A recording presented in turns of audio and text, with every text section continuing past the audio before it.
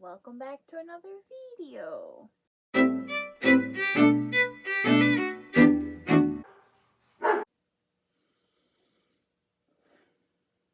Okay, so today I have a story for you. It's not furry related, but it's a life experience that I hope I never have to go through again. So, as I may have mentioned before, I had gotten a new roommate for my apartment for school. Well, about mid-April, I got a call from my landlord with some really bad news. This roommate had decided that, I'm gone, so he can move his whole family in. His brother, his mother, his grandmother, and their 5 dogs. Along with, himself and the 2 cats that lived there. That's all a big no-no. For one, it's not a dog-friendly apartment.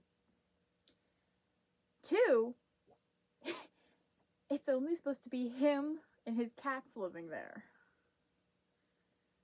So I got a call from my landlord saying, Pyro, you have to come down and check this place out because his whole family is living there and he won't let me inside the house. So I can, check up on the place because it's newly renovated. It was newly renovated. Brand new everything was put into that house, that apartment.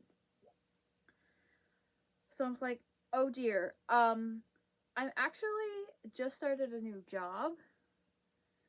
I won't be able to get down there for like a week or so. So the next day that I had off, me and my mother drove to London and checked the place out. This is kind of where it gets bad. I go into the house. My roommate doesn't know that I'm coming back. But I go in. The first thing I notice was the smell. Remember, he's got 2 cats, and he had three dogs living in that house, along with 4 people. So that's like a whole lot of bodies. And it was also raining for that whole week that his family was living there. So the wet dog smell was just bad. But it was the cat pee and shit that really hit me. So I was like, whoa. Walk in the door and it hits me like a train. And I'm like, okay, that's not good. So then I turned to the landlord because I had to let him in because the roommate would not let him in whatsoever. So I turned to my landlord and I'm just like, all right, you ready for this? And we walked downstairs because it's a basement apartment. And the floors, oh my god, they were disgusting. There was dirt, food, and hair all over the place. And I almost wanted to cry. But we kept going. Then my roommate walks out of his room. He's like, oh, you're back early. I'm just like, yeah, I just wanted to pack up some stuff and bring some stuff home. Which I did. I did grab a bunch of stuff and brought it home. But I did bring more than I should have brought home because, yeah. I'm just like, yeah, I'm just bringing some stuff home, packing some stuff. He's like, okay, sure. And my landlord comes through the doorway. And he's just like, hey, we'll call him the roommate, and Andre. Hey, Andre, I have to go into the furnace room and put a new filter in the furnace. And he's like, oh yeah? How about this? And he slams the door. My jaw had dropped to the floor at that point. I'm just like, oh my god. So then my landlord went back upstairs and he's like, okay, you gotta talk to him. So I did. So that my landlord, his office is upstairs. So it goes basement, which is my house, first floor, which is the office, and then top floor, which is another apartment. So he went up to his office and stayed there till I went to talk to him after I talked to the roommate.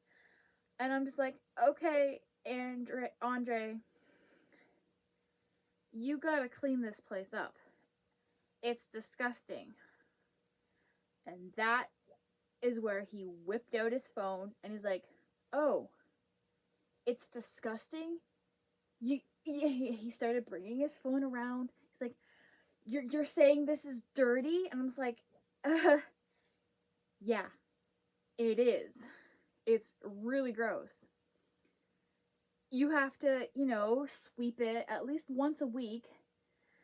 Swiffer it every time you cook because food will get on the ground. And he's like, you expect me, a 30-year-old, to sweep the floor? And I go, yeah, I do. Then, we went into the bathroom, and I looked around, and I was like, and you gotta clean the bathroom.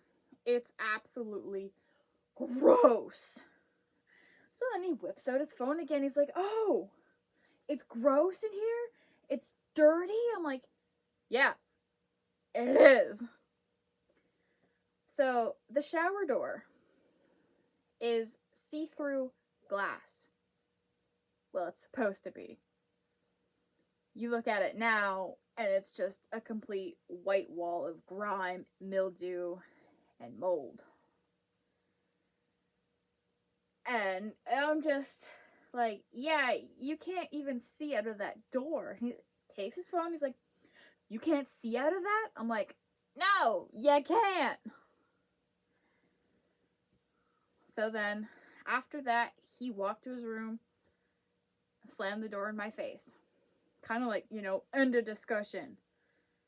So I go up to the landlord's office, and I tell him what happened.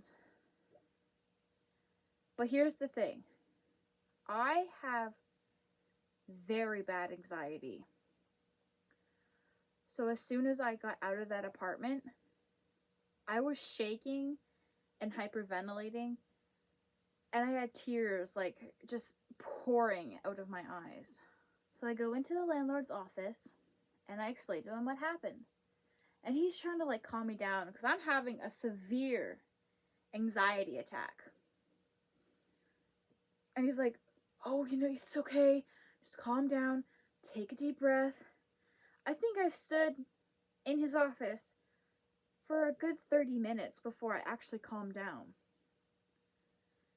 And, he can't exactly give me any comfort because, we're in a pandemic. You gotta stay 6 feet apart. So, then he got on the phone with the tribunal. We waited for at least an hour on hold. And here's the situation with this roommate. He is only a roommate. He's not on the lease at all. It's my lease. My name's on my name's on the paperwork. It's my house. So we told the tribunal act, the tribunal department that. And they're just like, no, he's not on the lease. You can kick him out. You can evict him. So, got my nerve back up again. And And I went back downstairs and I gave the roommate the lowdown. So when he first, whipped out his phone and I told him that he had to clean because he lives there too, so he's got to keep the place clean. So he's just like, so I'm a guest? And I'm like, no, you're a roommate. You live here too. You have to clean. Keep the place nice and tidy. So when I went back downstairs, I'm shaking in my boots because anxiety. This guy scares the shit out of me. I knock on his door. He opens it and he's like, what? Very, very loudly. He practically yelled it in my face. And I very nicely said, you know what? You're right. You are just a guest. And you've overstayed your welcome. I want you out by the 30th of June. If not, I'm calling the police. And then I got the door slammed in my face again. My mother came down to help me pack up. I was in tears because anxiety. This kid is on the phone with his mommy because apparently he can't do anything without having to call her. And he's 29. I really shouldn't be saying anything because I'm 22, and I still kind of depend on my mom, but I depend on her for moral support. I don't depend on her for my life decisions, okay? Anyway, my mom was graciously helping me pack up stuff, and this tiny little apartment bedroom, we shoved everything in there. I have all my furniture, all my dishes, my silverware. I have my food in there, like the dry foods, not stuff from the fridge, because I'll just throw that out. I don't trust where it's been. But we have everything, all my appliances, everything is in my room. Bathroom supplies, you name it, it's in my room. So yeah, furniture from the living room itself. So I got end tables and coffee tables and shelving shoved into my room. I locked my door very carefully. I hope he doesn't figure out the lock. But then after that, yeah, I told him 3 times.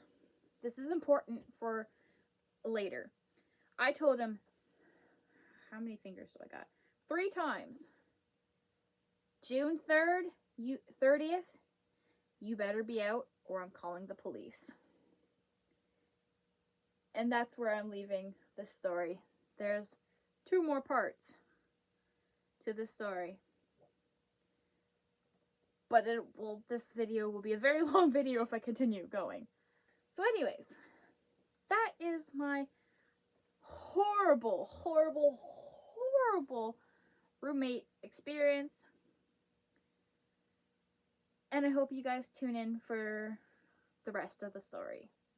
Don't forget to like, comment, subscribe. Follow me on Instagram, Twitter, and TikTok. Support me on Patreon. Thank you to this Patriot for supporting me. And don't forget to always be your best self and don't let anyone else tell you otherwise. Mwah! Bye-bye, guys.